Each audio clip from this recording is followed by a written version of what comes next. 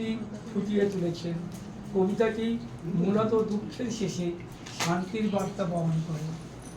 এখন রোজির কণ্ঠে শুনব আগমন।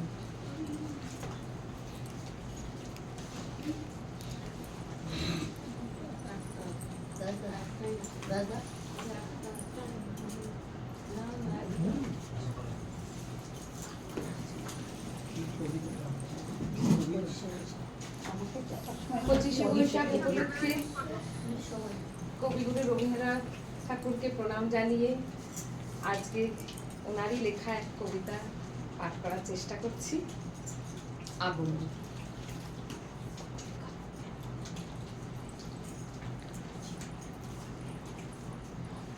তখন রাত্রি আধার হলো, সাঙ্গ হলো কাজ। আমরা মনে ভেবেছিলেন আসবে না কেউ আজ। মোদের গায়ে দুয়ার যত রুদ্ধ হলো রাতের মতো। দু একজনে বলেছিল আসবে মহারাজ। আমরা হেসে বলেছিলেন আসবে না কেউ আজ। দ্বারে যেন আঘাত হলো, শুনছিলেন সবাই। আমরা তখন ভেবেছিলেন বাতাস বুঝি হবে। নিভিয়ে প্রদীপ ঘরে ঘরে শুয়েছিলেন অলস ফুলে। দু একজনে বলেছিল দুধ এলো বাতাবে। আমরা হেসে বলেছিলেন বাতাস বুঝি হবে। নিশীথ রাতে শোনা গেল কিসের যেন ধ্বনি।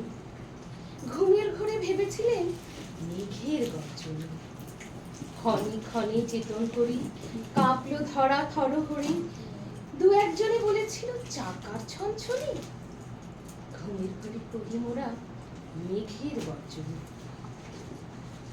তখন রাত আধার আছে, বেজে উঠল ফিরি। কে পুকারে জাগো সবাই, আর করো না দেরি। বক্ষ পরে দু হাত চেপে আমরা ভয়ে উঠি কেঁপে। দু একজনে কহে কানে রাজার ধ্বজা হেরি। আমরা জেগে উঠে বলি আর তবে নয় দেরি। কোথায় আলো, কোথায় মাল্য, কোথায় আয়োজন। রাজা আমার দেশে এলো, কোথায় সিংহাসন। হায় রে ভাগ্য, হায় রে লজ্জা, কোথায় সভা, কোথায় সজ্জা। একজনে কহে কানে বৃথায় ক্রন্দন। রিক্ত করে শূন্য ঘরে করো অভ্যর্থন। ওরে দুয়ার খুলে দেরে, বাজা শঙ্খ বাজা। গভীর রাতে এসেছে আজ আধার ঘরের রাজা। বজ্র ডাকে শূন্য তালে, বিদ্যুতের আয় ঝিলিক ছলে। ছিন্ন শয়ন টেনে এনে আঙিনা তোর সাজা। ঝড়ের সাথে হঠাৎ এলে দুঃখ রাতের রাজা। দুঃখ রাতের রাজা, দুঃখ রাতের খুব সুন্দর আবৃত্তি করে শোনালো রোজি। এবং আমি তো এই প্রথমে ওর আবৃত্তি শুনলাম, গানই শুনতে